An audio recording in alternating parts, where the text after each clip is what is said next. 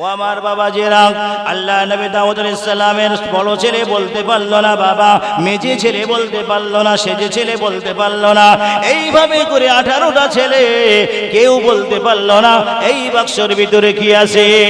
এমন সবাই নবী সুলাইমান ছোট্ট বাচ্চা ওখানে বসা আছে। সুলাইমান আল্লাহর সঙ্গে কথা বলে, আল্লাহর কাছে দোকানে হাত তুলে কাঁদে, হে মাবুদ বারহাক, আমি সুলাইমান ছোট্ট মানুষ আল্লাহ, আমি জানি না বাক্সের ভিতরে কি আছে। ও রব্বুল আলামিন, যদি তুমি মনে করো সুলাইমানকে নবী বানানো দরকার, যদি তুমি ইচ্ছা করো সুলাইমানকে নবী হওয়া দরকার, রব্বুল আলামিন আল্লাহ মেহেরবানি করে আমাকে জানিয়ে দাও। আল্লাহ বলে, জিবরাইল, ও জিবরাইল, আমার সুলাইমানের কানে কানে বলে দাও। ও বাবাজিরা, ওই সবাই নবী সুলাইমান জেনে নিলেন বাবা এই বাক্সের ভিতরে কি আছে। এমন সময় নবী দাউদ বলে, বাবা সুলাইমান, আমার 18টা সন্তান কেউ বলতে পারলো না বাবা এই বাক্সের ভিতরে কি আছে, তুমি কি বলতে পারবে? তখন সুলাইমান ছোট মানুষ আব্বার কাছে এসে বলছে, আব্বা তুমি যদি দোয়া করো, আল্লাহ যদি মেহেরবানি করে, ইনশাআল্লাহ আমি বলতে পারবো। একবার জোরে বলুন সুবহানাল্লাহ, আরো জোরে বলুন সুবহানাল্লাহ। এখন নবী সুলাইমান আলাইহিস সালাম ছোট মানুষ, দাউদ ডেকেছে এখানে কথা বলতে, তো বলো দিন বাবা এই বাক্সের ভিতরে কি আছে। ওই সময় ছোট্ট সুলাইমান বলে, আব্বা জান এই বাক্সের ভিতরে 3খানা জিনিস আছে। জোরে বলুন সুবহানাল্লাহ, 3খানা জিনিস আছে। ও বাবাজিরা আমার, দাউদ আলাইহিস সালাম জানে না বাক্সের ভিতরে কি আছে। যতক্ষণ না সুলাইমান বলতে পারবে, যতক্ষণ না সুলাইমান বলবে, ততক্ষণ দাউদ আলাইহিস সালাম জানতে পারলো না। বলে, আব্বা এর ভিতরে 3টা জিনিস আছে।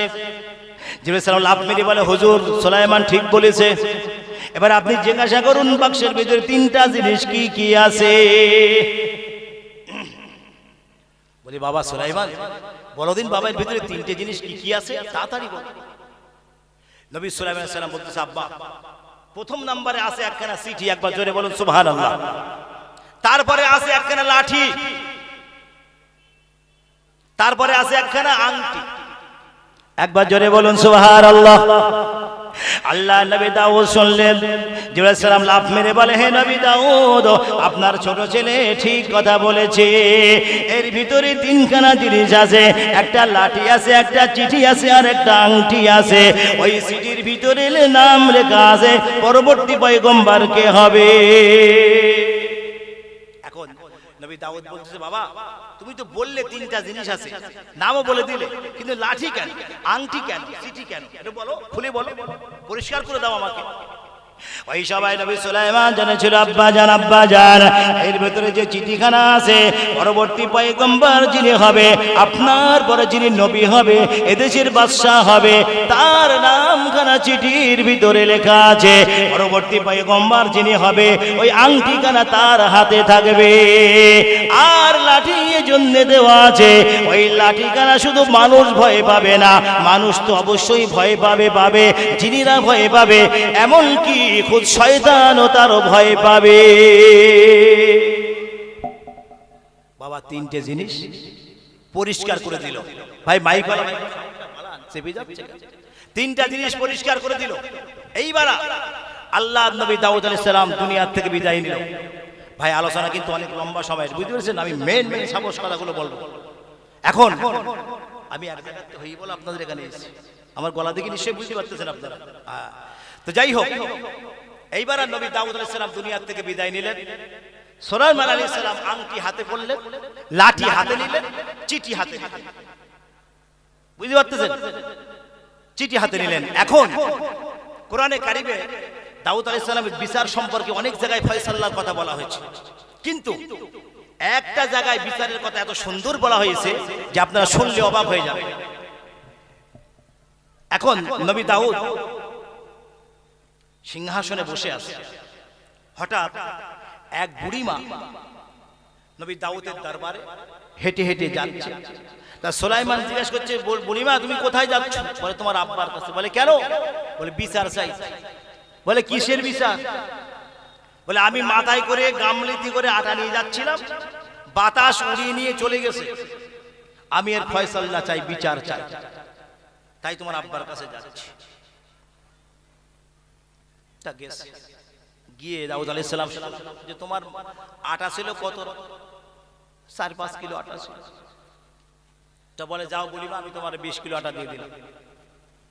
হ্যাঁ 20 কিলো আটা দিয়ে দিলাম। বুলিমা বিরাট খুশি, দেখ ছিল মনে 2-1 কিলো, 20 কিলো পেয়েছি, আর কি চাই, আনন্দ মনে বাড়ি যাচ্ছে। সুলাইমানের সঙ্গে দেখা, বুড়িমা কি খবর? বলে তোমার আব্বা আমার 20 কিলো আটা দিয়েছে। বলে হেই বুড়ি, তুই ফিরে যা, গিয়ে আব্বার কাছে গিয়ে বল আমি আটা চাই না বিচার চাই। জোরে বলুন সুবহানাল্লাহ। আটা চাই না বিচার চাই। বুড়িমা যাচ্ছে, আবার দাউদের দরবারে গেছে, হে আল্লাহর নবী দাউদ, আমি আটা চাই না, আমি বিচার চাই। ওই যা বুড়িমা তো 30 কিলো আটা দিল, দিল 20 হলো 30। এখন বুড়িমা তো বিরাট খুশি, 30 কিলো আটা পেয়েছে, আটা নিয়ে যাচ্ছে। বুড়িমা, সুলাইমান কি খবর? তোমার আব্বা আমার 30 কিলো আটা দিয়েছে। বুড়িমা তোমার না বলছি যে তুমি বলো যে আমি আটা চাই না বিচার চাই। বুড়িমা মনে করতেছে আমি এইটাই তো চাচ্ছিলাম, যে আবার তুই আমার পাঠা। আবার গেছে, এইবার কে বলতেছে, হে নবী দাউদ, আমি আটা চাই না বিচার চাই। তা বলতেছে যা বুড়িমা তোরে 1 মণ আটা দিলাম, 40 কিলো দিলাম, নিয়ে যা। বুড়িমা হাসতে হাসতে 40 কিলো আটা, আর বুড়ি মানুষ নিয়ে আসতে পারবে না। তা দাউদ আলাইহিস সালাম বলছে বুড়িমা তুমি বাড়ি যাও, আমার রাজ দরবারের লোক তোমার বাড়ি আটা পৌঁছে। সুলাইমান, বুড়িমা কি হয়েছে? বলে তোমার আব্বা আমার 1 মণ আটা দিয়েছে। আরে বুড়ি, তোরে বারবার বলছি যে বল আটা চাই না বিচার চাই, তুই আটা নিচ্ছিস কেন? বল সুলাইমান মাফ করো, আজ জাতি পারবে না, এতক্ষণ যা পেয়েছি এবার গেলি সব কেড়ে নেবে, আজ যাব না। তবে সুলাইমান বলছে বুড়িমা আটা কেড়ে নিলি তার রিস্ক আমার, আটা আমি দেব, তুমি যাও। গিয়ে বলে হে নবী দাউদ, আমি আটা চাই না, ফয়সালা চাই, বিচার চাই, যাও। এখন বুড়িমা যখন আবার দাউদের দরবারে গেছে, তখন দাউদ আলাইহিস সালাম বুঝতে পারতেছে যে বুড়ির বুদ্ধি দিয়ে কাজ হচ্ছে না, বুড়ির পিছনে কোনো বুদ্ধি দাতা আছে। তা বলছি বুড়িমা সত্য কথা বলো তো, তুমি আমার কাছে 2 বার আসলে খুশি মনে গেলে, 3 বার আসলে খুশি মনে গেলে, কিন্তু 4 বার তুমি কেন আসলে? তা বলছে আমাকে সুলাইমান পাঠিয়েছে। বলে নিশ্চয়ই তোমার পিছনে কোনো বুদ্ধিদাতা আছে, তার নাম? বলে তার নাম ইয ক্বালা লাহু সুলাইমান, লোকে তাকে সুলাইমান বলে ডাকে। সুলাইমান তো আমার ছেলে, ডাকো সুলাইমানকে, এদিকে এসো। সুলাইমান তুমি কেন বুড়িমাকে বারবার আমার কাছে পাঠাচ্ছ? ওই সময় নবী সুলাইমান বলেছিল আব্বা জান, এই বুড়িমা আটা চায় না, আটা চায় না, বিচার চায়। নবী দাউদ বলেছিল সুলাইমান, এই বুড়িমা আমার কাছে ফয়সালা চায়, বিচার চায়।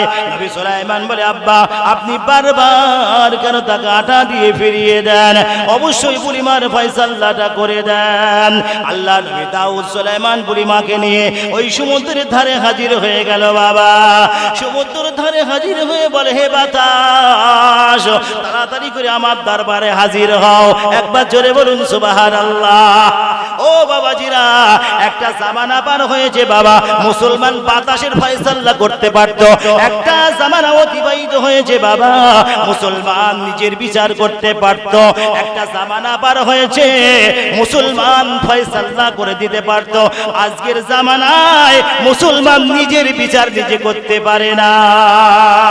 ও বাবাজিরা, ওই সময় নবী দাউদ বাতাসকে লক্ষ্য করে বলে বাতাস আর দেরি করো না, তাড়াতাড়ি করে আমার কাছে হাজির হয়ে যাও। বাতাস দূর থেকে সালাম জানায়, আসসালামু আলাইকা ইয়া দাউদ খলিফাতুল্লাহ। হে আল্লাহর নবী দাউদ, আমাকে কেন আপনি ডাকলেন তাড়াতাড়ি করে বলুন। ওই সময় নবী দাউদ বলেছিল বাতাস এই বুড়িমার মাথা থেকে আটার গামলা কেন উড়িয়ে নিয়ে গেলে তাড়াতাড়ি করে বলো, বলো তাড়াতাড়ি কেন মাথার আটার গামলা উড়িয়ে নিয়ে গেলে? বাতাস বলতেছে হুজুর সে লম্বা কাহিনী, অত সময় নেই আমার হাতে, আমার ছেড়ে দেন, আমি চলে যাই। না, যতক্ষণ তুমি না বলবে ততক্ষণ আমি দাউদ তোমাকে ছাড়তে পারি না। বলো তুমি কেন বুড়ির মাথা থেকে আটার গামলা উড়িয়ে নিয়ে চলে গেলে? বুড়ি আমার কাছে বিচার দিয়েছে। ওই সময় বাতাস লক্ষ্য করে বলে, হে নবী দাউদ, অনেক লম্বা কথা আলোচনা করি। এই সমুদ্র দিয়ে একটা জাহাজ ভেসে ভেসে আসছে, একটা জাহাজ ভেসে ভেসে আসে। ওই জাহাজটা আর কয়েক ঘন্টা পরে এই ঘাটে কিনারায় লেগে যাবে। হে নবী দাউদ, ওই জাহাজটা ছিদ্র হয়ে গেছে বাবা। ওই জাহাজের মালিক কোনোদিন আমার আল্লাহকে আল্লাহ বলে স্বীকার করে নাই। জাহাজের মালিক আমার আল্লাহকে কোনোদিন স্বীকার করে নাই। আজ যখন জাহাজটা ছিদ্র হয়ে গেছে, ওই জাহাজের মালিক সিজদায় পড়ে কাঁদে হাউ হাউ করে, ও রব্বুল আলামিন, আর কিছুক্ষণ পরে আমার জাহাজ সাগরে তলিয়ে যাবে। হে মাবুদ বারহাক, আমার জাহাজটা যদি আপনি বাঁচিয়ে দেন, আমার জাহাজটা যদি আপনি দেশে ফিরিয়ে দেন, আমি সওদাগর ওয়াদা করলাম এই জাহাজের মালগুলো আমি নবী দাউদের দরবারে দান করে দেব।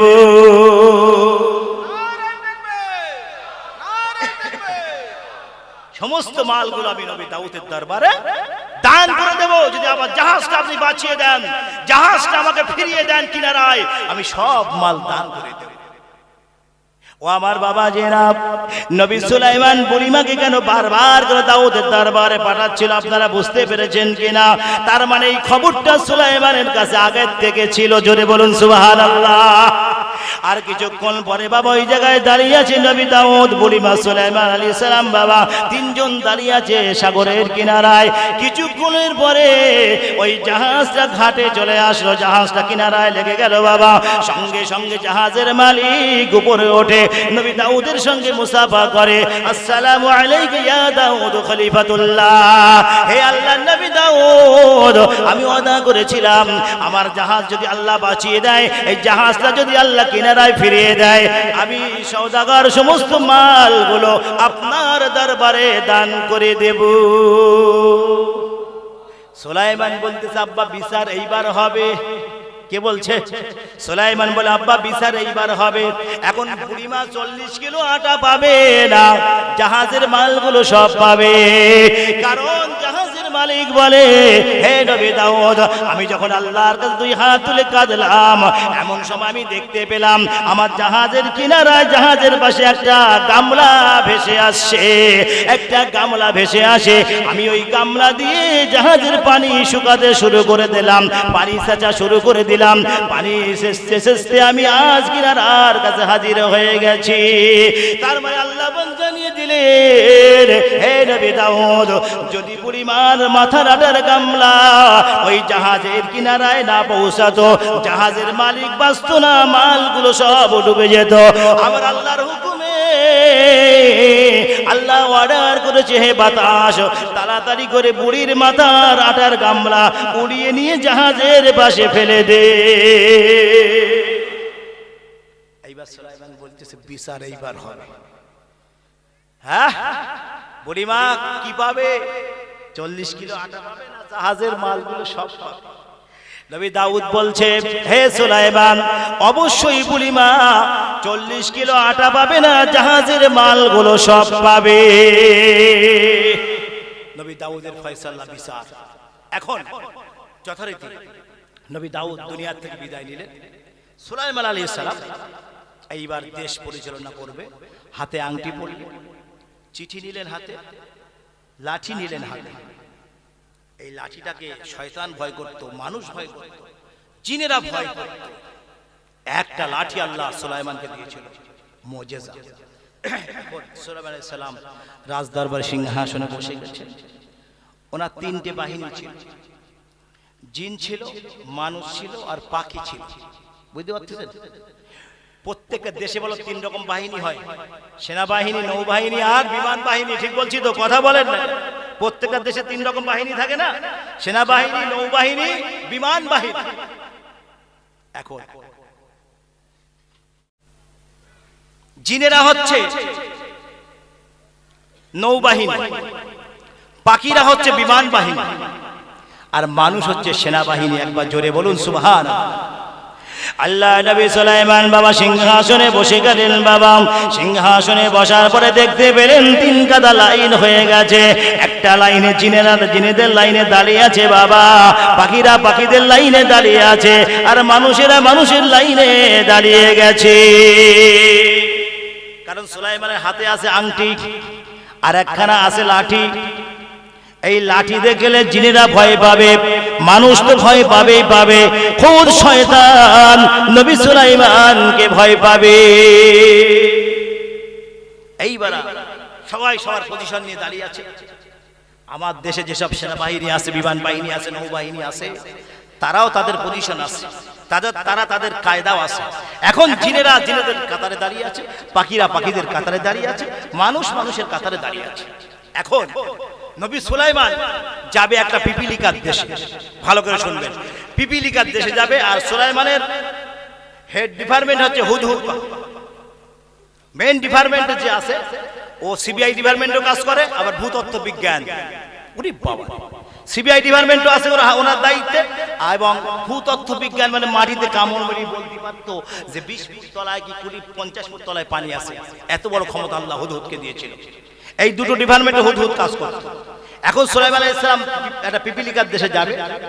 সেই পিপিলিকার দেশে যাবেন, সমস্ত সেনাবাহিনী সৈন্য সবাইকে সঙ্গে নিয়েছে। সবাইকে সঙ্গে নিয়ে পিপিলিকার রাজ্যে আগানো শুরু করেছে, এগিয়ে যাচ্ছে এগিয়ে যাচ্ছে। যেতে যেতে ওনার পানি পিপাসা পেয়েছে। হুদহুদ কই? হুদহুদ নেই। কি আবার হুদহুদ গায়েব, অদৃশ্য। ঠিক আছে, পানির খুব কষ্ট হলো নবী সুলাইমানের পানি খেতে। জিনেরা পানি খুললো বটে, কুয়া খুঁড়ে দিল, পানি বার করে দিল, কিন্তু হুদহুদ যদি কামড় মারতো পানিতে তাহলে বলতে পারতো যে এই পানিটা কত সুন্দর পানি এবং কতটা তলায় আছে, সেটাও তিনি বলতে পারতো। হুদহুদ নেই। এখন নবী সুলাইমান পানি খেয়ে হুদহুদের জন্য পরোয়ানা জারি করলো। 3টে পরোয়ানা জারি করলো সুলাইমান। যদি কোনো কারণ দেখাতে পারে তাহলে আমি তাকে মাফ করে দেব, আর যদি কারণ না দেখাতে পারে তাকে হয় সাজা দেব অথবা জবাই করে দেব, তাকে বাঁচিয়ে রাখবো না। এই পরোয়ানা সবাই ছড়িয়ে দিল, সমস্ত পাখিরা এই পরোয়ানা প্রচার করে দিল। হুদহুদির খবর আছে, ও যেখানে পাবে সেখানে খবর আছে। সুলাইমান আলাইহিস সালাম শকুন পাখি বলল, যা আকাশে ওঠ, আকাশে উড়ে দেখ ও কোথায় আছে, ওকে গ্রেফতার কর, বন্দি করে নিয়ে আমার কাছে। শকুন পাখি বাস পাখি অর্থাৎ যারা উপরে ওড়ে কিন্তু নজরটা এত দৃষ্টি, শক্ত দৃষ্টি ওদের, জমিনে কি হচ্ছে ওরা খবর নাই। কি বলেন, 10 কিলোমিটার উপরে উঠবে কিন্তু জমিনে কি হচ্ছে ওরা ওখান থেকে বলে দেবে, এত ওদের দৃষ্টি শক্তি সম্পন্ন। সুতরাং এই দুটো পাখিকে দায়িত্ব দেওয়া হলো, তোমরা যাও হুদহুদকে যেখানে পাবে সেখানে বন্দি করো। আল্লাহ নবী সুলাইমান বাবা পিপিলিকার দেশে হাজির হয়ে গেল। আল্লাহ পাক রব্বুল আলামিন কোরআনে কারিমে সূরা নামলে একটা আয়াত অবতীর্ণ করেছে বাবা, হাত্তা ইযা আতাওয়ালা ওয়াদিন নামল ক্বালাত নামলাতু ইয়া আইয়ুহান নামলু দুখুলু মাসাকিনাকুম লা ইয়াহতিমান্নাকুম সুলাইমান ওয়া জুনুদুহু ওয়া হুম লা ইয়াশউরুন। আল্লাহ পাক রব্বুল আলামিন কিয়ামতের ময়দানে 10টি প্রাণী জান্নাতে যাবে বাবা, তার ভিতরে পিপিলিকাও আছে, পিপিলিকাও জান্নাতে চলে যাবে। 10টা প্রাণীর ভিতরে পিপিলিকাও কিন্তু জান্নাতে যাবে, বুঝতে পারতেছেন? এখন এজন্য কি জন্য জান্নাতে যাবে তার কারণটা আল্লাহ এই সূরার এই আয়াতের মধ্যে জানিয়ে দিয়েছেন। হাত্তা ইযা আতাউ আলা ওয়াদিন নামল ক্বালাত নামলাতু ইয়া আইয়ুহান নামলু দুখুলু মাসাকিনাকুম লা ইয়াহতিমান্নাকুম সুলাইমানু ওয়া জুনুদুহু ওয়া হুম লা ইয়াশউরুন।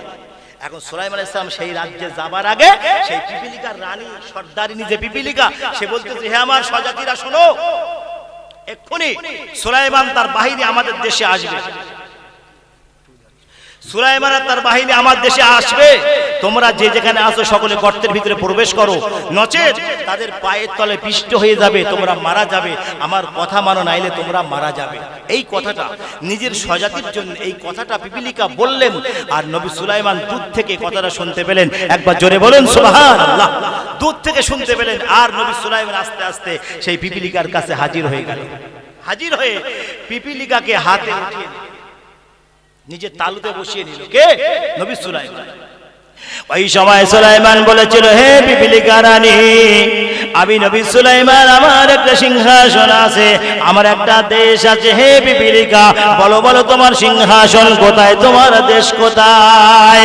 নবী সুলাইমান আর একটা কথা বলেছিল, হে পিপিলিকা, বলো বলো আমার একটা সিংহাসন আছে, আমার সিংহাসনের দাম বেশি না তুমি পিপিলিকা তোমার সিংহাসনের দাম বেশি?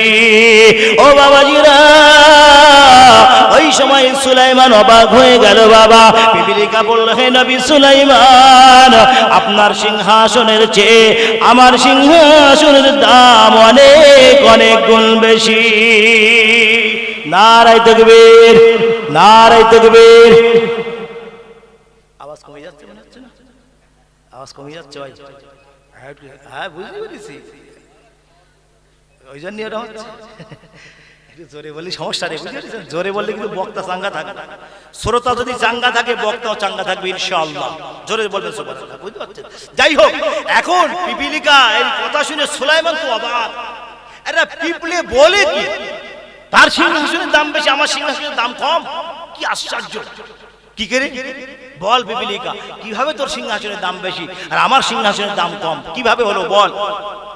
ও আমার বাবাজির, ওই সময় পিপিলিকা বলেছিল, নবী সুলাইমান আপনার যে সিংহাসন আছে, আমি পিপিলিকা রানী এই মুহূর্তে যে সিংহাসনে আমি বসে আছি, অর্থাৎ নবী সুলাইমানের হাতের তালু পিপিলিকা বুঝিয়ে দিয়েছে, সুলাইমান আমি তোমার হাতের তালুর উপরে বসে আছি, অর্থাৎ এই মুহূর্তে আমার সিংহাসন তোমার হাতের তালু। ও সুলাইমান, দুনিয়ার জমিনে যত সিংহাসন থাকে না কেন, একজন নবীর হাতের তালুর চেয়ে তার সেই সিংহাসনের দাম বেশি হতে পারে না। ও বাবাজিরা, সুলাইমান অবাক হয়ে গেল। বাবা সুলাইমান আশ্চর্য হয়ে গেল, আল্লাহ একটা পিপিলিকা হয়ে আমাকে জ্ঞান দিয়ে দিল। ও বাবাজিরা, এজন্য আল্লাহ পিপিলিকার কথা বড় ভালো লেগেছে বাবা। এজন্য কোরআনে কারিমে সূরা নমলের ভিতরে পিপিলিকার কথাটা উল্লেখ করে দিয়েছে। ওদিকে সে গায়েব আছে কে? হুদহুদ পাখিরে খুঁজে পাওয়া যাচ্ছে না। সঙ্গে লেগে আছে কারা? বাস পাখি আর শগুন। এরা দুজন খুঁজতেছে, যেখানে পাবে ওরে বন্দি করবে। খুঁজতে খুঁজতে পেয়ে গেছে, শগুন দেখতে পেয়েছিল, ওই দেখ সেই যাবে, ধর ধরি ধরি চল সুলাইমান বন্দি করে। এই তোরা এভাবে ধরছিস কেন আমার? বলে বাদশার হুকুম, তোকে বন্দি করা। তাই এই বাদশা কি বলিস? তোর খবর আছে, আজকে তোরে জবাই করতে বলিস। বলি বলিস কি? বলে হ্যাঁ তোরে জবাই করবে, কিন্তু এই কারণ তো নিশ্চয়ই কোনো কারণ যদি থাকে। বলছে যদি কারণ দেখাতে পারিস তাহলে তোরে মাফ করে দেবে। জোরে বলুন সুবহানাল্লাহ। একবার দরুদ শরীফ আল্লাহুম্মা। ঠিক আছে, এরকম হলেই হবে। আর 1 ঘন্টা তো চালাই দেব ইনশাআল্লাহ।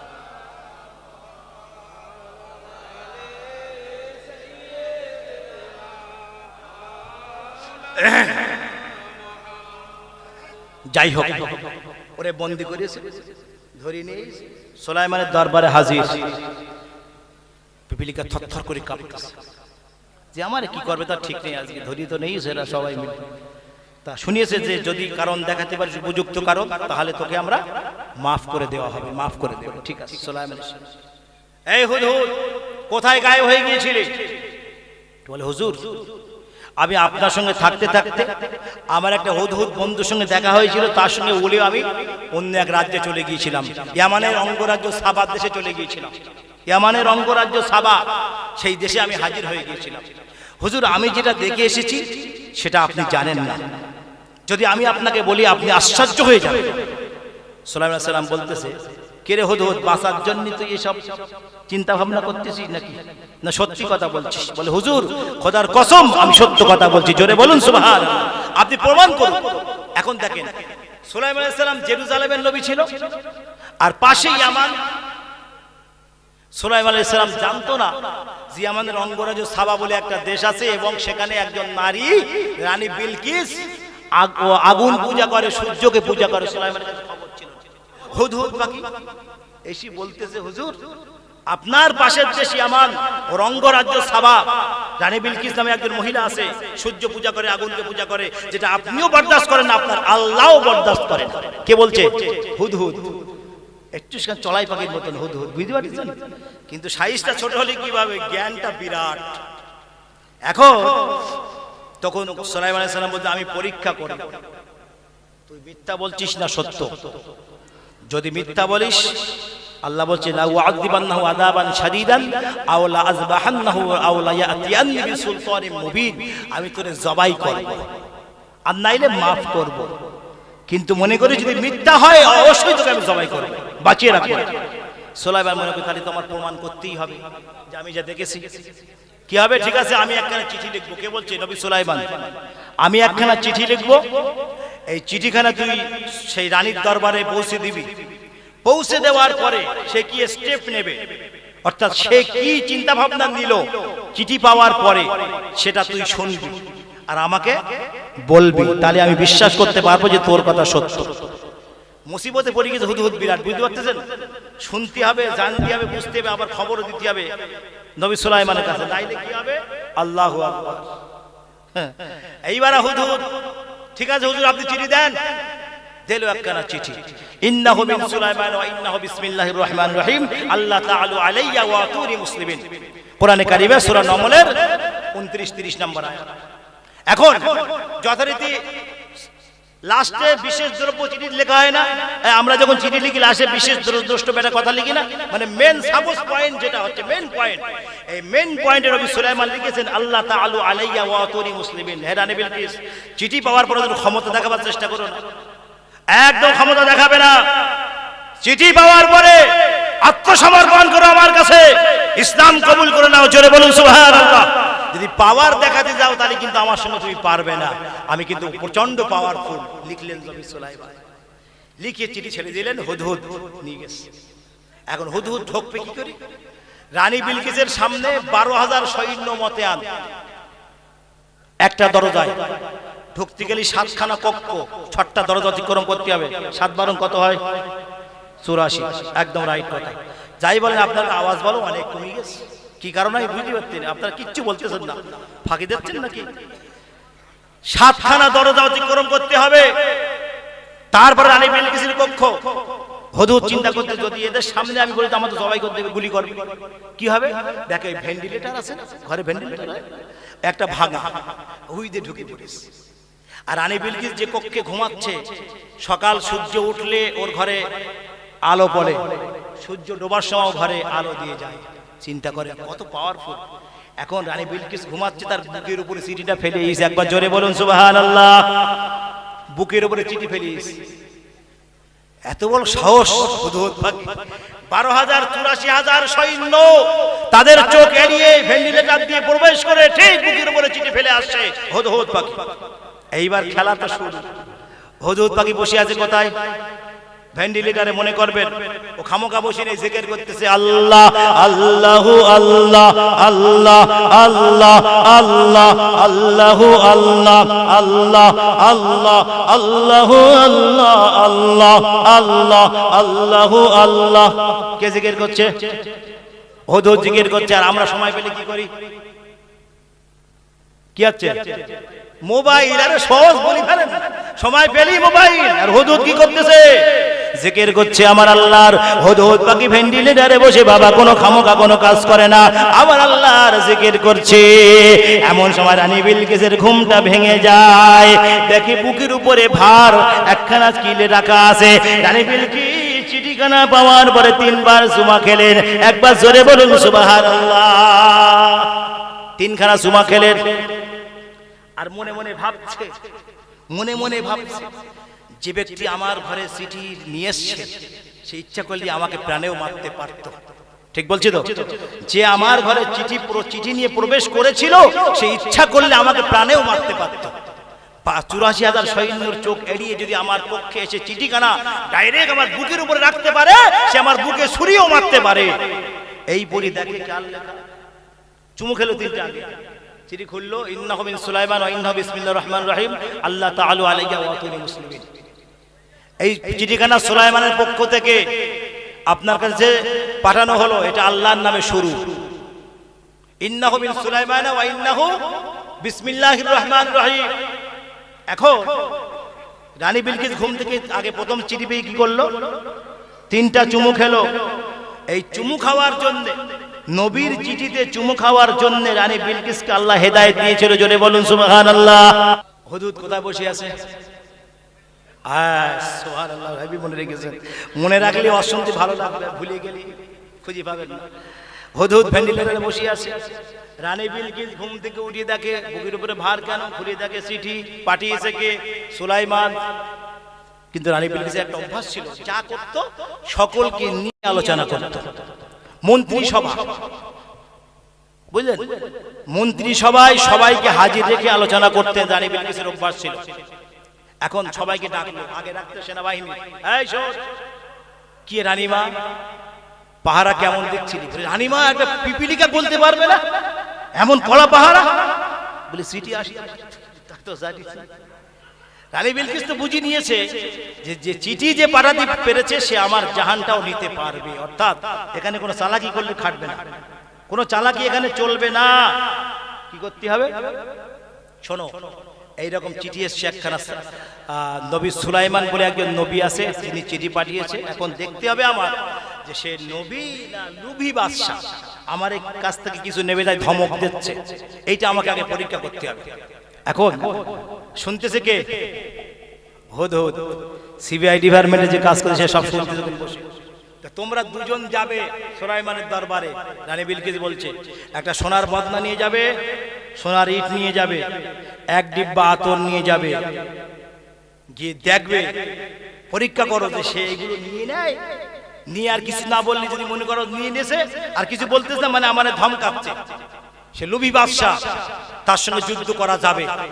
আর যদি না নেয়, ফিরিয়ে দেয়, জানতে হবে তার সঙ্গে যুদ্ধ করা যাবে না। যাও তোমরা দুজন কাছে পাঠাবে। এখন হুদহুদ বসে আসে। এই সময় বাবা হুদহুদ ভেন্টিলেটরে বসে আছে। হুদহুদ বাকি মনে করে আমি যদি উড়ে যাই আমার আগে ওরা পৌঁছে যাবে। না না, বাতাসকে লক্ষ্য করে আমি বলে দেব, বাতাস সুলাইমানের কথা শুনে।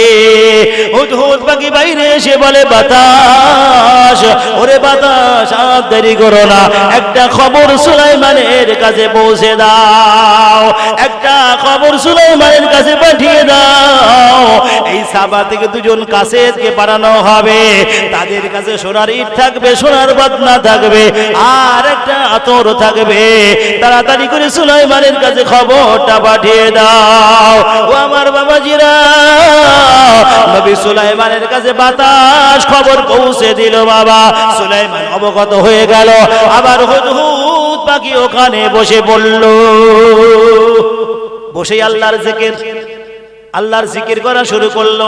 হুদহুদ বাকি সময় পেলে আল্লাহর জিকির করে, আর আমরা সময় পেলে ফ্রি ফায়ার গেমে ব্যস্ত।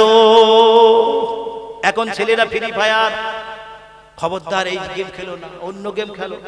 তোমরা একেবারে বারণ করতিস, যদি ফ্রি ফায়ার খেলেছো জীবনে মৃত্যুর সময় কলমা নসিব হবে না, বলো, মনে রেখে দিও। খবরদার অন্য গেম খেলো, কিন্তু ফ্রি ফায়ার গেম খেলো না। এইটা আমার ধর্মকে নিয়ে রহস্য করা হয়েছে এর ভিতরে। নবী আদম আলাইহিস সালাম, হাওয়া আলাইহিস সালামকে তৈরি করা, ফিট করা হয়েছে এর ভিতরে। এই গেম খেলো না মুসলমান, মৃত্যুর সময় ইমানের কালমা নসিব হবে না। খবরদার, এটা ক্যান্সেল করে দাও, অন্য সিস্টেম চালু করো, এসব বাদ দাও। মুসলমানের সন্তানে খেলতে পারে। যথারীতি সুলাইমানের কাছে যখন এই খবরটা পৌঁছে গেল, আর হুদহুদ পাখি ওখানে বসে আবার জিকির করতেছে আর শুনছে, এখান থেকে যা খবর হবে সেই খবরটা অ্যাডভান্স সুলাইমানের কাছে পৌঁছাবে। এখন সুলাইমান আলাইহিস সালাম জিনদের ডাকলেন, এই শোন, সাবা থেকে দুটো কাছে আসবে, দুজন দূত আমার কাছে আসবে, তোর এক কাজ কর, আমার বাড়ি থেকে মেন রোড পর্যন্ত স্বর্ণের রাস্তা বানিয়ে দে। একবার জোরে বলুন না সুবহানাল্লাহ। স্বর্ণের রাস্তা, মনে করেন যে আপনাদের এখান থেকে ওই মেন রোড, তেতুলিয়া যে রোডটা, এটা তেতুলিয়া রোড, আর ওটা কি রোড? ওরা বসিরহাট রোড, তাই তো? আচ্ছা, এই রোডে, এই রোড পর্যন্ত যদি এখান থেকে স্বর্ণের রাস্তা বানানো হয়, তা মানুষ দেখলে কি সে ফিটেই পড়ে যাবে না? ব্রেনে কাজ করবে, ব্রেনে কাজ হবে। আর সুলাইমান বলছে প্রত্যেকটা রাস্তায় 3 ফুট করে ফাঁকা দিয়ে 3 ফুট খালি ছেড়ে একটা করে সোনার ইট, তার উপরে একটা মতির দানা বসিয়ে দাও। জোরে বলুন সুবহানাল্লাহ। সুলাইমানের কাছে খাজানা কম ছিল না, আল্লাহ প্রচুর দিয়েছে সুলাইমানকে। 3 ফুট ছেড়ে দেবে, 3 ফুট পরে একটা করে সোনার ইট থাকবে, তার উপরে একটা মতির দানা থাকবে। এরকম ভাবে পুরো রাস্তাটা সাজিয়ে দাও, আর সমস্ত রাস্তা লাইটিং করো সুন্দর করে, ওরা এসে যেন অবাক হয়ে যায়, এমন ভাবে সাজাও। ঠিক আছে, এত সুন্দর করে সাজিয়ে দিল। সাবা থেকে দুজন আসলো, এসে দেখা যাচ্ছে যে আপনাদের এই মেন রাস্তাটা ওখানে লেবিসের বেলিডাঙ্গায় ঢুকবে, বুঝতে পারছেন? আমি উদাহরণস্বরূপ বলতেছি, ঢুকবে তোকে লেবি দেখে কি অবস্থা, রানীমা তো একখানা ইট গেছে, আমার একটা বদনা, আর এ তো সোনার রাস্তা বেরিয়ে গেছে। খবরদার এই ইট বার করিস নি, পেস্টিজ হাম্বার হয়ে যাবে। এখান যদি ইট বার করিস তাহলে মান সম্মান কিচ্ছু থাকবে না, বদনাও ঢুকো, সব ব্যবস্থার মধ্যে ভর, এ বার করিস নে। দেখেন এলাকায় যখন বিয়ে শাদী হয়, হাই সোসাইটি হাই কোয়ালিটি যাদের বিয়ে শাদী হচ্ছে, এখন তাদের বাড়ি যদি ওই রিক্সাওয়ালা ভ্যানওয়ালা ডাউট পায়, ওরা কিনে যাবে খুব জোরে একটা স্টিলের বালতি বা একটা কলসি, কি বলেন ঠিক বলছি? আর প্যান্ডেল হয় কটা বলেন, 3-4টি pandal, beef biryani, chicken biryani, mutton biryani, ঠিক বলছি তো? এখন বিফ খাবে এই যারা ভ্যানওয়ালা ভ্যান ট্যান চালায়, এরা বিফ খাবে। মটন খাবে যারা কলকাতা থেকে আসবে, যারা হাবড়া থেকে আসবে, অনেক দূর থেকে যেসব গেস্ট, স্পেশাল গেস্ট যারা হবে, তারা খাবে মটন আর বসবে স্পেশাল জায়গায়, এসি রুম, আলাদা আলাদা সিস্টেম। এখন এই ভ্যানওয়ালা বা রিক্সাওয়ালা মনে করেন খারাপ ভাববেন, আমি কিন্তু উদাহরণস্বরূপ বলতেছি, এ যদি ওদের সামনে, ওরা নেই যে কেউ সোনার চেন, কেউ নেই যে সোনার দুল, কেউ হাতের সোনার হাতের নেই, আর ওই জায়গায় যদি ওই স্ত্রী বালতি বার করে, তোর মান সম্মান থাকবে? বাবা যা দিবি গোপনে পিছন দিকতে দিয়ে, কি বলে, এ সবার সামনে দিতে পারবে? মান সম্মান থাকবে না তো। যদিও সে গরিব মানুষ, ঠিক আছে, যতটা তার আওকাত হয়েছে সে দিয়েছে, তাহলে কিন্তু সে পিছন দিক থেকে বালি গিয়ে পৌঁছে দিয়ে আসবে, সবার সামনে আনতে পারবে না। ঠিক এইরকম অবস্থা হয়েছে সাবাদ দেশের দুটো লোকের, বুঝতে পারছেন? এখন এসে দেখতে সোনার রাস্তা, আবার প্রত্যেকটা রাস্তায় 3 ফুট করে দূরে দূরে একটা করে ইট বসানো, ইটের উপরে মতির দানা। এ কোথায় এসেছি আমরা? আর এই ইট আর এই বদনা যদি বার করি, বল মান সম্মান থাকবে? আর দুজন বলা বলি করতে হবে। এখন সুলাইমানের কাছে খবর চলে গেছে, জেনেরা তো আসে অটোমেটিক খবর দেওয়ার জন্য। এখন নবী সুলাইমান রাজদরবার বসে আছে, দুজন কাছে ঢুকলো, বলো সালাম কালাম হলো যে আমরা, আমাদেরকে রানী বিলকিস আমাদেরকে পাঠিয়েছে আপনার কাছে একটু আপনাকে দেখার জন্য, ওই জন্য আমরা আপনার কাছে আসলাম। ঠিক আছে, তোমরা আমার মেহমান থাকো, 3 দিন থাকো আমার কাছে। 2-3 দিন মেহমানদারি থাকলো, থাকার পরে ওনারা আবার বিদায় নিয়ে চলে গেল। আমি সংক্ষেপ করে দিচ্ছি, বুঝতেছেন তো, শর্টে দিচ্ছি। চলে গিয়ে রানী বলছে, বল কি খবর? জানি মা, কথা বাদ দেন, কলমা বলেন, কিছু জিজ্ঞেস করবেন না, কলমা বলেন। তার মানে সে কথা যদি বলি, এই নেন আপনার বদনার এই ইট। বলি কেন দিস নেই নি? বলে নোয়া দূরের কথা, যা দেখিয়েছি মাথা খারাপ। কি বলিস? বলে হ্যাঁ, যেখানে নেমেছি আমরা তেতুলিয়া রোডে গিয়ে যে বেলিডাঙ্গা যেতে যে রাস্তায় নেমেছি, ওই রাস্তা দেখি সোনার রাস্তা, স্বর্ণের রাস্তা হয়েছে সুলাইমান আলাইহিস সালাম বাড়ি পর্যন্ত, এবং প্রত্যেক রাস্তার 3 ফুট দূরত্ব করে একটা করে সোনার ইট বসানো, আর উপরে মতির দানা। আপনি একটা ইট দিয়েছেন সুলাইমানকে দেওয়ার জন্য, মান সম্মান শেষ করার জন্য আপনি চেষ্টা করতেছেন নাকি? বলে বলিস কি? হুজুর শুনতে যুগের যুগে ও খবর নিচ্ছে ঘন ঘন, হুজুর তার আরাম তো আসতেছে, হাবি হচ্ছে। এইবার রানী বিলকিস আবার পরীক্ষা নেবে, ওতে ওর পোষাইল না, এও শেষ হলো না, আবার পরীক্ষা। কি পরীক্ষা নিবি? এইবার ফাইনাল পরীক্ষা নেবে। যাও, আমি এবার ফাইনাল পরীক্ষা নেব সুলাইমানের, যদি এবার পাস করতে পারে অবশ্যই আমি ইসলাম কবুল করব। একবার জোরে বলুন সুবহানাল্লাহ। নারায়ে তাকবীর, নারায়ে তাকবীর। মহান ইসলামী জলসা, মহান ইসলামী জলসা, শ্রোতা বৃন্দ, কমিটি বৃন্দ, নারায়ে তাকবীর। ফাইনাল পরীক্ষা হবে কার? সুলাইমানের। কি পরীক্ষা হবে? ওখানে বসে শুনতেছে। আমি 200 ঘোড়া পাঠাবো, 100 মেয়ে ঘোড়া, 100 মদ্দা ঘোড়া। এদের ড্রেস লেবাস থাকবে একই রকম। সুলাইমানকে প্রমাণ করতে হবে কারা মেয়ে ঘোড়া, কারা মদ্দা ঘোড়া। একটা পরীক্ষা। 2 নম্বরের পরীক্ষা হবে, আমি একটা শিশি দেব, বোতল দেবো।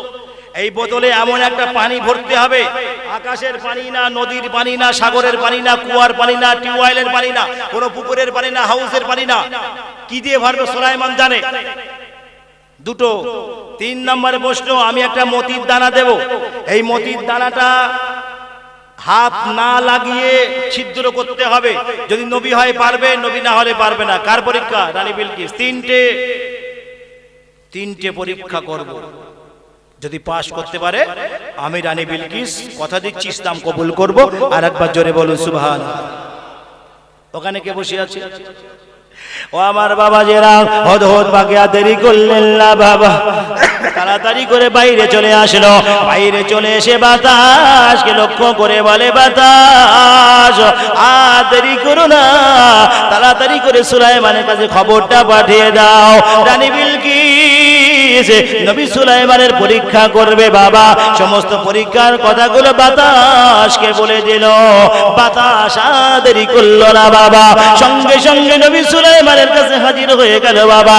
সুলাইমানের কাছে গিয়ে বলে দিল, সুলাইমান রানী বিলকিস তোমার পরীক্ষা করবে। সমস্ত কথাগুলো বুঝিয়ে দিল। ঠিক আছে হুদহুদ পাখি বসা, ঠিক আছে পরীক্ষা করুক। সুলাইমান বলছে জেনে না শোন, বলি বল জমিনের উপরও ছাড়া জমিনের নিচে কোনো খুশবু আছে? রানী বিলকিস যে আতর পাঠিয়েছিল আতরে উদ, তৎকালীন জামানায় এই আতরটার বিরাট প্রসিদ্ধ, বিরাট নাম ছিল আতরে উদ। এখনো কাবা শরীফে যে আতর স্প্রে করা হয়, দুনিয়ার বিখ্যাত আতর, কাবা শরীফ ঢোকার আগে আপনি আপনার কাবার সেন্ট আপনার নাকে চলে আসবে। একবার জোরে বলুন সুবহানাল্লাহ। কি বলেন? হারাম শরীফের প্রথম গেট থেকে ঢোকার সঙ্গে সঙ্গে কাবা শরীফের সেন্টটা নাকে চলে আসবে। আপনি বুঝতে পারবেন কাবা খুব আমার কাছাকাছি, খুব কাছাকাছি আছে কাবা।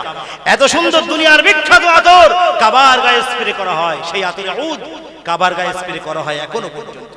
এখন সুলাইমান বলছে জেনে না শোনো, জমিনের উপরে কোনো খুশবু আমি চাই না, বলো জমিনের নিচে কোনো খুশবু আছে? জেনে না বলছে হুজুর 7 সাগরের নিচে আছে একটা গাছ, সেই গাছে আছে ফুল, সেই ফুলের খুশবুতে এক খুশবুতে আপনার দরবারের লোক সব পাগল হয়ে যাবে। ন্যায় আগে ন্যায় নিয়েছি, দেখে আল্লাহ সেই আতরের খুশবুতে সুলাইমানের দরবারের মানুষ সব আধা পাগল, সব মাথা ঘুরে টলি পড়ে যাচ্ছে। তার এমন সেন্ট, এমন খুশবু যে মানুষ সহ্য করতে পারবে না, মানুষ সহ্য করতে পারবে না, এমন খুশবু তার। ওরে নিয়ে আয়, ওইরাম ফুল নিয়ে আয় 200। আচ্ছা যদি একটা ফুলই সুলাইমানের দরবারের লোক আধা পাগল অর্ধ পাগল হয়, তা 200 ফুল নেসলে কি বাঁচা যাবে? ওরা সেন্সলেসই পড়ে থাকবে না, এমন সেন্ট। নিয়ে আয় 200 ফুল। আর শোন, জিনদের বলছে এই তোদের অপ্রাপ্ত বয়স্ক 100 পুরুষ 100 মহিলা নিয়ে, অর্থাৎ 18 বছর নিচে হবে। অপ্রাপ্ত বয়স্ক মানে 18 নিচে হবে। কি বলেন? এরকম 200 100 মেয়ে 100 পুরুষ নিয়ে আয়, রাস্তার 2 ধারে দাঁড় করিয়ে দে, আর আরো ভালো স্টেজ কর, আরো সাজা, সুন্দর করে সাজা, আর মতির দানা যেটা আছে আরো বাড়া। ও তো বললেই করবে, হুকুম করার দেরি। আমার আপনার কত টাকা দিতে হবে, তার কাজ হবে? টাকা দিতে যাচ্ছে না, বিনা টাকায় কাজ হচ্ছে সব, বুঝতে পারতেছেন? আর শোধ, তোরা সবাই হাতে একটা করে সুন্দর বাসন, সোনার প্লেট নিয়ে দাঁড়িয়ে থাকবি, একজনের কাছে থাকবে একটা করে ফুল। ওরা যেই ঢুকবে মেন গেটে সবার গায়ে একটা করে ফুল মারবি। কি অবস্থা হবে?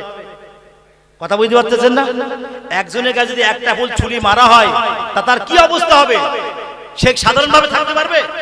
একটা ফুলে যদি সুলাইমানের দরবারে মানুষ অর্ধ পাগল হয়, তাহলে একজনের কাছে যদি ওই ফুলে একটা মারা হয়, তার কি দশা হতে পারে? আয় ঢোক, একটু পরে খেলা। সুলাইমান সব সাজিয়ে নিচ্ছে, আগে থেকে তৈরি করে নিচ্ছে, সব রেডি করে নিয়েছে। তোরা দাঁড়া, আমার মেহমান যখনই আসবে ওদের গায়ে ফুল মারবি, ওয়েলকাম জানাবি, মোবারকবাদ জানাবি। ঠিক আছে। হুদহুদ পাখি খবর পাচ্ছে, ওখানে বসে আছে। হুজুর ওরা বার হয়েছে, বলো। এখন তো আমার কাছে মোবাইল, হ্যালো ভাই কুটুম বাড়ি গেছে? বলে হ্যাঁ এসে গেছে, মেন রাস্তা দাঁড়িয়ে ভেতরে ঢুকতেছে। ওদিকে হুদহুদ পাখি বাতাসের সঙ্গে কথা বলতেছে। আরে ফোন মানে তো বাতাসের, বাতাসকে তো ফোন ব্যবহার করা হয়েছে, সে কোরআন থেকেই তো ব্যবহার করেছেন। ফোনের 14 গোষ্ঠীর উদ্ধার হয়ে যাবে না? কোরআন ছাড়া ফোন ব্যবহার করতে পারতো? আরে ভাই এই উড়োজাহাজ, এই এরোপ্লেন উড়োজাহাজ তৈরি করেছে কোত্থেকে? সুলাইমানের জামানা থেকে। অর্থাৎ বিজ্ঞান কোরআন গবেষণা করেছে, কোরআন রিসার্চ করেছে, তারপরে এসে আবিষ্কার করেছে। তাহলে বোঝেন, একটা অমুসলিম কোরআনকে রিসার্চ করেছে, কোরআনকে গবেষণা করেছে। আজকে জামানায় মুসলমান কোরআন পড়তে পারে না। ঠিক বলছি না? কোরআনের বাংলা অনুবাদ করেছে প্রথমে কে জানেন? গিরিশচন্দ্র ভট্টাচার্য। পড়েছেন আপনারা? কিছু বাংলার ভাষার তারতম্য আছে, কিন্তু একটা অমুসলিম সে আজ কোরআনের তফসির লিখেছে, গিরিশচন্দ্র ভট্টাচার্য। আশ্চর্য। আর বিজ্ঞান সায়েন্স যারা কোরআন গবেষণা করেছে, রিসার্চ করেছে, গবেষণা করার পরে তারা উড়োজাহাজ তৈরি করেছে, মোবাইল ফোন তৈরি করেছে, অনেক কিছু আবিষ্কার করেছে বিজ্ঞান। যা কিছু করেছে সব কোরআন থেকে। কোরআনের আগে বিজ্ঞান ছিল না, কোরআনের পরে বিজ্ঞান এসে। জোরে বলুন সুবহানাল্লাহ। এখন রানী বিলকিস, ওরা 200 লোক, 200 ঘোড়া, 100 মেয়ে ঘোড়া, 100 মদ্দা ঘোড়া, আর 100 পুরুষ 100 মহিলা যাবে। পুরুষ মহিলা এরা কাপড় পরে থাকবে একরকম, নির্বাচন করতে হবে কে পুরুষ কে মহিলা। ওরে আল্লাহ, মারাত্মক পরীক্ষা, বুঝতে পারতেছেন? রানী বিলকিস বলতেছে যদি নবী হয় কোনো পরীক্ষায় পাশ করতে মানে ফেল করবে না, সব পাশ করতে পারবে। যা ওরা যখন আসতেছে হুদহুদ পাখি বলছে হুজুর ওরা কিন্তু বার হয়েছে, আপনারা তৈরি থাকুন। হুদহুদ পাখি বাতাসকে লক্ষ্য করে বলে দিল, বাতাস সুলাইমানকে জানিয়ে দিল। ভাই আমার কথা আপনারা বুঝতে পারছেন তো? ঠিক আছে। এখন যথারীতি মেহমান মনে করেন যে আপনার তেতুলিয়া রোড থেকে আপনার বেলিদাগার দিকে ঢুকলো, ওখানে সব লোক অপ্রাপ্ত বয়স্ক নারী পুরুষ সবাই দুই ধারে দাঁড়িয়ে আছে রাস্তায়, ফুল মারা আরম্ভ করেছে। যেই ফুল মারে ওর মাথা আর কাজ করে না, ও ঘুরিয়ে পড়ে। বেগুন গাছে আপনারা স্প্রে করেন, ঝাল গাছে স্প্রে করেন, তাই তো? যে পোকা টোকা দুই একটা থাকে, যখন ওই বিষের স্প্রে যেই দেন ও তো মাথা ঘুরি পড়ে যায় ফটাক, যদি একটা দুটো থাকে পোকা হতে থাকে না, কারণ ওর যা পাওয়ার আছে তার চেয়ে বেশি পাওয়ার এই স্প্রের ভিতরে বিষের ভিতরে আছে। এই বিষ যখনই ওর গায়ে লাগতেছে ওর সেন্স মাথার কাজ করতেছে না, ও ঘুরে ঢালাম করে নিচে মাটিতে পড়ে যাচ্ছে। ঠিক তদরূপ বুঝে নেন, এই ফুলির এত পাওয়ার যে ভালো মানুষ মাথা ঘুরি তাকে ফেলে দেবে। যথারীতি ওরা ঢুকছে আর সবার গায়ে একটা করে ফুল মারা হচ্ছে, ওয়েলকাম জানানো হচ্ছে। ঢুকে সুলাইমান সিংহাসনে বসে আছে, বিরাট সিংহাসন, নবী সুলাইমানের সিংহাসনে বসে আছে। এইবার সবাই ঢুকেছে, একজন কাসেদ সুলাইমানের দরবারে হাজির। হে নবী সুলাইমান, আপনি আগে নির্বাচন করুন। এই 100 পুরুষ 100 মহিলা আছে এখানে, এদের ভিতরে কারা পুরুষ কারা মহিলা আগে নির্বাচন করুন। ও আমার বাবাজিরা, আল্লাহ নবী সুলাইমান আলাইহিস সালাম সিংহাসনে বসে আছেন বাবা। 100 পুরুষ 100 মহিলা একই লেবাসে একই পোশাক পরে আছেন বাবা। নবী সুলাইমানকে প্রমাণ করতে হবে কারা পুরুষ আর কারা মহিলা। ও বাবাজিরা, নবী সুলাইমান বিচক্ষণ মানুষ ছিলেন বাবা। সিংহাসন থেকে উঠে একটু সরে চলে আসে বাবা, সামনের দিকে যখন এগিয়ে আসে আল্লাহ নবী সুলাইমান বলে, ও আমার সাবা দেশের মানুষেরা, ও সাবা দেশের মানুষেরা, শোনো শোনো, তোমরা আমার মেহমান, এক্ষুনি তোমাদেরকে খানা দেওয়া হবে, তাড়াতাড়ি করে তোমাদের হাতটা ধুয়ে না। খাবার আগে হাত ধোয়া সুন্নত কিনা? কথা বলেন না কেন? খাবার আগে হাত ধোয়া সুন্নত। ওই সময় নবী সুলাইমান বলে, হে সাবার মেহমানেরা, তাড়াতাড়ি করে হাতটা তোমরা ধুয়ে নাও। তাড়াতাড়ি 100 হাত যখন বাবা পানিতে চলে গেল, আল্লাহ নবী হাত দেখে বুঝতে পারলো এরা মহিলা।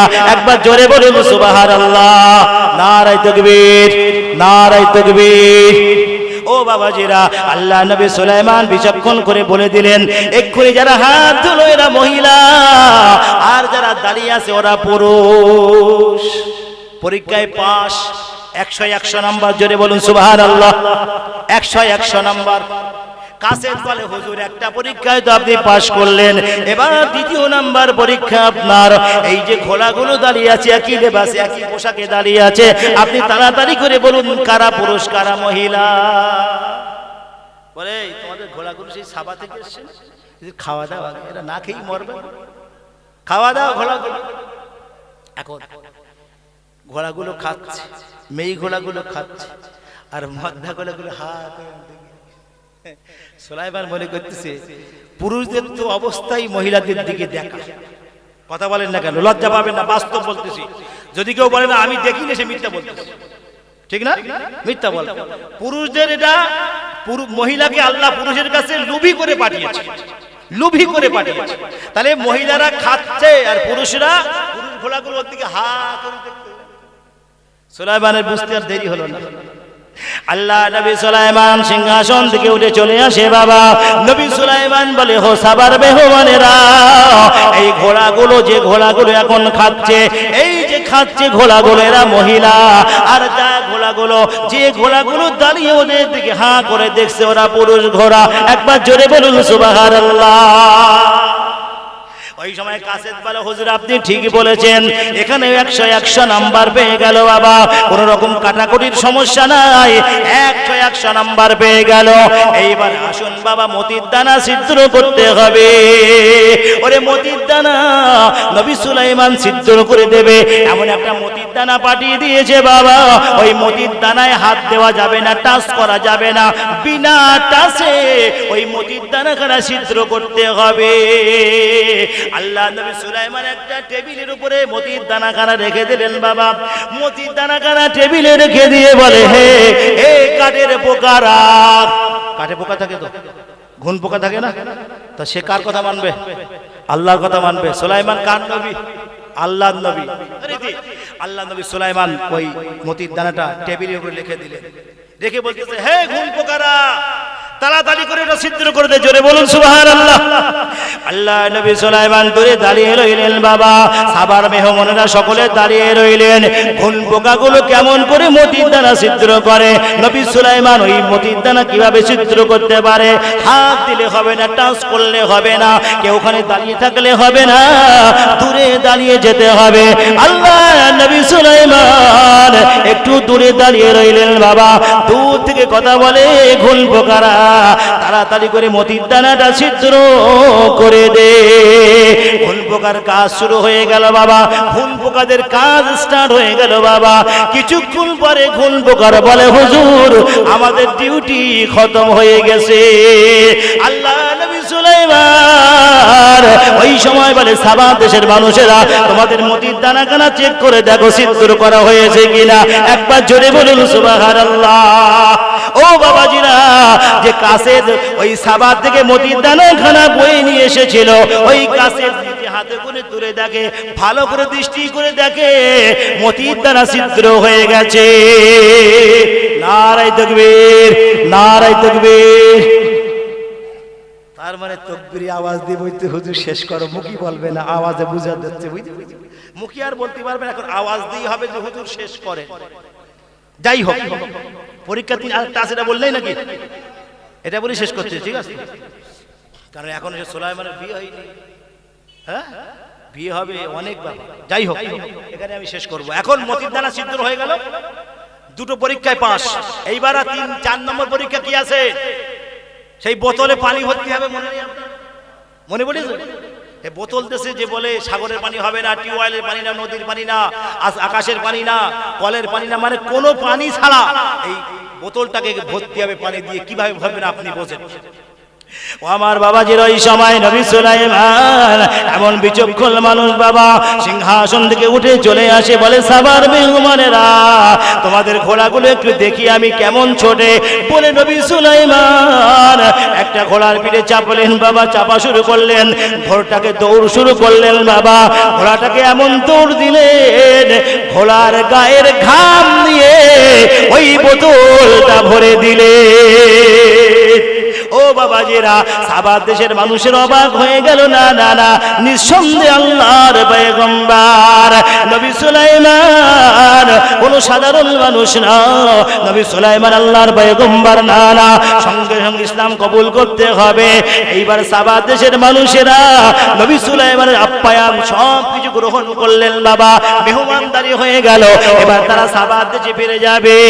সাবা দেশে ফিরে যাওয়ার পরে ওই রানী বিলকিসের সঙ্গে সাক্ষাৎ হয়ে গেল। বলছি, বলো কাছের কি খবর রানীমা? আগেই তো বলেছি কলমা পড়েন, আর কিচ্ছু দেখতে হবে না। নিঃসন্দেহে আল্লাহর পয়গম্বর, চালাকি করে লাভ নাই।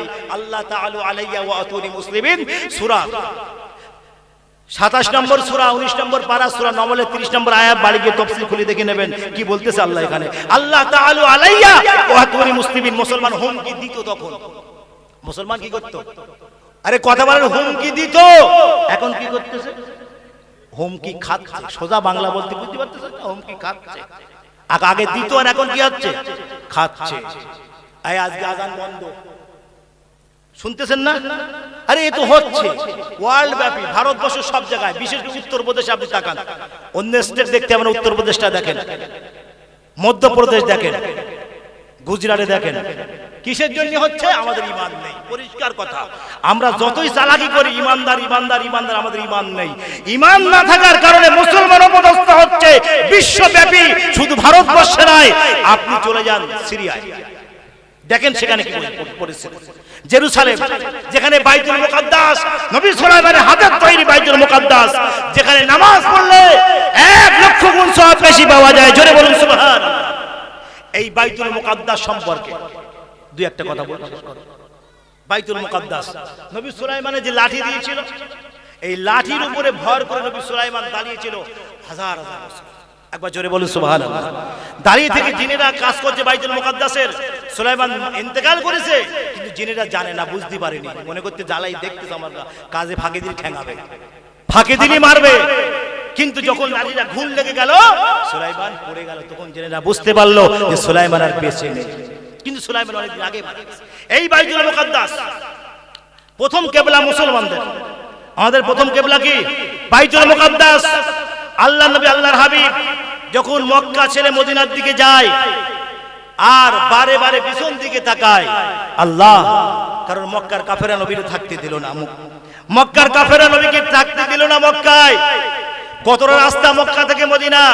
এই ভাই সাহেব ওমরা করতে করে এসে কিছুদিন আগে 470 কিলোমিটার রাস্তা মক্কা থেকে মদিনা। এই রাস্তায় নবী কোনো যানবাহনে যান নাই, উটের পিঠে চেপে হিজরত করেছেন। কত কষ্ট করেছেন আমার নবী।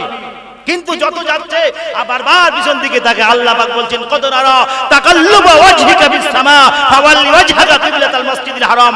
আল্লাহ পাক বলছে হাবিব তুমি চিন্তা করো না, আমি অবশ্যই তোমার জন্য কাবাটা কিবলা করে দেব। একবার জোরে বলুন সুবহানাল্লাহ।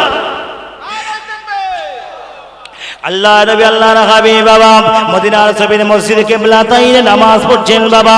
যোহরের নামাজ 4 রাকাত নামাজ আদায় করে নামাজ পড়তে পড়তে নবী আমার মনে করে আল্লাহ আমার কাবাটা যদি কিবলা হয়ে যেত। আমরা আল্লাহ অন্তরের খবর রাখে বাবা। সঙ্গে সঙ্গে ওহী নাযিল হয়ে গেল, জিবরাইল জিবরাইল দেরি করো না, তাড়াতাড়ি করে আমার নবীর কাছে বলো। নবী আমার যোহরের 2 রাকাত বাইতুল মুকাদ্দাসের দিকে বলেছে আর বাকি 2 রাকাত ওই কাবার দিকে যেন পড়ে। ও বাবা জিরা হাজী সাহেব যারা গেছেন বাবা মসজিদে কিবলাতাইনে 2টো মুসাল্লা বিছানো আছে, একটা মুসাল্লা কাবার দিকে আর একটা মুসাল্লা বাইতুল মুকাদ্দাসের দিকে। ও বাবা জিরা ওই বাইতুল মুকাদ্দাস আজকে বড় কঠিন অবস্থা বাবা। যখন নামাজ পড়বে ইমাম সাহেব বাইতুল মুকাদ্দাসের জন্য দোয়া করবে আল্লাহ মুসলমানদের প্রথম কিবলা ওই বাইতুল মুকাদ্দাসটাকে হেফাজত করে নেন। ইসরাইল ওই বাইতুল মুকাদ্দাসটাকে দখল করে আছে বাবা। ওই বাইতুল মুকাদ্দাস যারা নামাজ আদায় করে তাদের সুষ্ঠুভাবে নামাজ আদায় করতে দেয় না। রব্বুল আলামিন আল্লাহ ওই বাইতুল মুকাদ্দাসের কাছে অসংখ্য নবী এসেছেন বাবা, হাজার হাজার আম্বিয়া একরাম ওই বাইতুল মুকাদ্দাসের কাছে এসেছিলেন, তারা ওখানে নামাজ আদায় করেছে। আজ ওই বাইতুল মুকাদ্দাস ইসরাইল দখল করে নিয়েছে। নামাজের শেষে বাইতুল মুকাদ্দাসের জন্য দোয়া চাইবে। মনে করেন যে আজকে বিশ্বের মুসলমানের অবস্থা খুব খারাপ, কি করবেন? সাহায্য করতে পারবেন? কিচ্ছু করতে পারবেন না, শুধু একটাই কাজ করতে পারবেন, 2টো হাত তুলে বলতে পারবেন। যদি হাত তুলে না বলেন আপনি ইমানদার না। মনে করবেন যে আপনি একটা মুসলমানের দুঃখ দুর্দশা আপনার দুঃখ না লাগে আপনি মুসলমান না। তার জন্য আপনার দোয়া করা আপনার জন্য ওয়াজিব। সেটা কবুল হোক আর না হোক সেটা আল্লাহর ব্যাপার, কিন্তু আমার আপনার ডিউটি দায়িত্ব হচ্ছে, এটা আমাদের ইমানি দায়িত্ব, তাদের জন্য হাত তুলে দোয়া করা। এটুকু তো আপনারা পারবেন নাকি বলেন? ইনশাআল্লাহ এই দোয়া করবেন বাইতুল মুকাদ্দাসের জন্য, খাস করে ইসরাইল যেন পৃথিবীর মানচিত্র থেকে মুছে যায়। এই দোয়া করবেন সব সময়, ইসরাইল যেন নেস্তানাবুদ হয়ে যায়। পৃথিবীর মানচিত্র থেকে একটা দেশ ছিল ইসরাইল, এরকম না থাকে এই দোয়া করবেন, যেন ক্ষয় হয়ে যায়, ধ্বংস হয়ে যায়। আমার দেশটা হেফাজতের জন্য দোয়া চাইবেন। আমার দেশ ভারতবর্ষ যেন হেফাজত করে, ভারতবর্ষে এই দেশের সঙ্গে যারা গাদ্দারি করছে এই বেঈমানদের জন্য আল্লাহ ধ্বংস করে দেয়, এই দোয়া করবেন। ইয়া নবী সালাম লো আমার, ইয়া নবী সালাম লো বাংলার। আমরা যে উম্মত গুনাহগার, কি আছে মোদের দেখাইবার। রোজ হাসরে ভরসা যে আপনার, ইয়া নবী সালাম।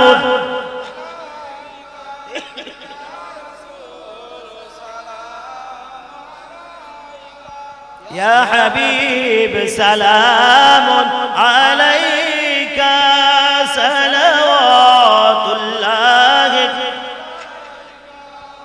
ইয়া রাহমাতুল লিল আলামিন ইয়া শাফিয়াল মুজনিবিন। মরণে আপনি আসিবেন, কবরে আপনি থাকিবেন, হাসরে উম্মত বলিবেন, হাউজে কাউসার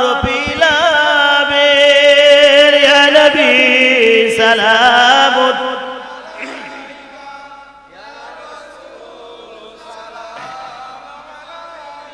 يا حبيب سلام عليك صلوات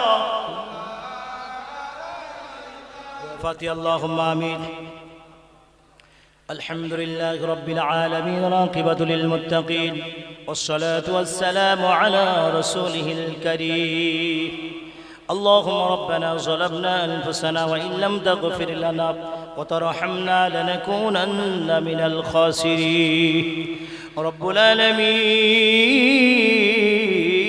আমরা গুনাহগার খাতাগার সিয়াকার পাপী পাপিষ্ঠ নাদান নালায়েক তোমার অযোগ্য বান্দা বান্দি আয় আল্লাহ তোমার শাহী দরবারে দুখানা করে হাত উঠিয়েছি মাবুদ আল্লাহ মেহেরবানি করে আমাদের জীবনের গুনাহগুলি maaf করে দাও আল্লাহ বিগত জীবনের গুনাহগুলিকেও maaf করে দাও রব্বুল আলামিন হাত উঠাইবার পূর্ব মুহূর্তে আপনার হাবিব নবীর শানে কয়েকবার দরুদ ও সালাম পাঠ করেছে মেহেরবানি করে দরুদ ও সালাম টুকুন সোনার মদিনায় নবী পাকের রওজা মুকদ্দাসে পৌঁছে দি রব্বুল আলামিন সূরা ফাতিহা শরীফ ইখলাস শরীফে চালাও সন্ধ্যা থেকে যা কিছু আলোচনা হয়েছে মাবুদ তোমার কোরআনে কারীম থেকে আল্লাহ সমস্ত আলোচনাগুলো তুমি কবুল করে নাও বলার ভিতরে বাইরে যদি কোনো প্রকারের ভুল ত্রুটি হয়ে যায় আল্লাহ মেহেরবানি করে সমস্ত ভুল ত্রুটিকে তুমি maaf করে দাও রব্বুল আলামিন সূরা ফাতিহা শরীফ ইখলাস শরীফে চালাও আলোচনা যা কিছু হয়েছে আল্লাহ কবুল করে নিয়ে রহম করে মেহেরবানি করে যদি কিছু সওয়াব দান করো সর্বাগ্যে সর্বপ্রথম মক্কার জ্যোতি মদিনার বাতি আব্দুল্লাহর তনায় মা আমিনার নয়নের মনি হযরতে মুহাম্মদ রাসূলুল্লাহ সাল্লাল্লাহু আলাইহি ওয়াসাল্লাম মদিনার সবুজ গম্বুজের নিচে শুয়ে ইয়া উম্মতি রব্বি হাবলি ইয়া উম্মতি রব্বি হাবলি ইয়া উম্মতি করে যারা যারা হয়ে যাচ্ছে সেই নবী পাকের কদম মোবারকে সওয়াব খারাপ পৌঁছে দাও আবার নবী পাকের পাশে দুজন সাহাবী শুয়ে আছেন আবু বকর ওমর হুজুরদের পাক দরবারে সওয়াব টুকুন পৌঁছে দাও মসজিদ নববীর সংলগ্ন জান্নাতুল বাকি तमाम বাকিবাসীদের রুহের উপরে সওয়াব পৌঁছে দাও জান্নাতুল মুআল্লা কাবা শরীফের পাশে জান্নাতুল মুআল্লা সওয়াব টুকুন পৌঁছে দাও উহুদের জমিনে 70 জন সাহাবী শুয়ে আছেন তার ভিতরে মেন সাহাবী হযরত আমির হামজা রাদিয়াল্লাহু তাআলা আনহু হুজুরের পাক দরবারে পৌঁছে দাও 70 জন সাহাবীর রুহের উপরে সওয়াব পৌঁছে দাও বদরের জমিনে রব্বুল আলামিন খায়বারের জমিনে তায়েফের জমিনে এমনি করে যত আপনার মাহবুব বান্দা বান্দিরা तमाम আরবের জমিনে শুয়ে আছে মেহেরবানি করে সকলের রুহের উপরে সওয়াব পৌঁছে দাও ও দয়াময় নবীন সিদ্দিকিন শুহাদা সালিহিন উম্মাহাতুল মুমিনিন আশরায়ে মুবাশশিরিন খুলাফায়ে রাশিদিনদের রুহের উপরে সওয়াব খানা পৌঁছে দাও খাস করে বলবি শাহ হুজুরের পাক দরবারে পৌঁছে দাও চিশতিয়া কাদরিয়া নকশবন্দিয়া মুজাদ্দিদিয়া চাঁদ তরিকা হুজুরদের পাক দরবারে পৌঁছে দাও চার ইমামগণ হুজুরদের পাক দরবারে পৌঁছে দাও রব্বুল আলামিন কোথায় দুনিয়ার এক প্রান্ত থেকে নিয়ে অপর প্রান্ত পর্যন্ত মাশরিক থেকে মাগরিব শিমাল থেকে জুনুব পর্যন্ত আপনার তো বান্দা বান্দি মুমিনিন মুমিনাত মুসলিমিন মুসলিমাত যারা এই দুনিয়া ছেড়ে চিরজনমের মতো বিদায় নিয়েছে মাবুদ মেহেরবানি করে সকলের আর পরে সওয়াব পৌঁছে দাও ও দয়াময় এই মাহফিলে যতগুলো মানুষ আমরা হাত উঠিয়েছি আমার মা বোনেরাও হাত উঠিয়েছে মাবুদ আল্লাহ জানি না কার মনে কি আশা উদ্দেশ্য আছে আল্লাহ তুমি আলিমুল গায়ব তুমি সামিউম বাসীর তুমি আলিমুম বিযাতিস সুদূর তোমার কাছে অজানার কিছুই নাই আল্লাহ আমাদের সকলের মনে আশা আকাঙ্ক্ষা পূর্ণ করে দাও আল্লাহ জানি না কার আব্বা নাই কার মা নাই কারো ভাই নাই কারো বোন নাই কারো স্ত্রী নাই কোন স্ত্রীর স্বামী নাই আল্লাহ সকলেই আমার সঙ্গে হাত উঠিয়েছে বাবু ও রব্বুল আলামিন তোমার কাবাকে স্পর্শ করেছে এমন একজন ব্যক্তি আমাদের সঙ্গে হাত উঠিয়েছে মাবুদ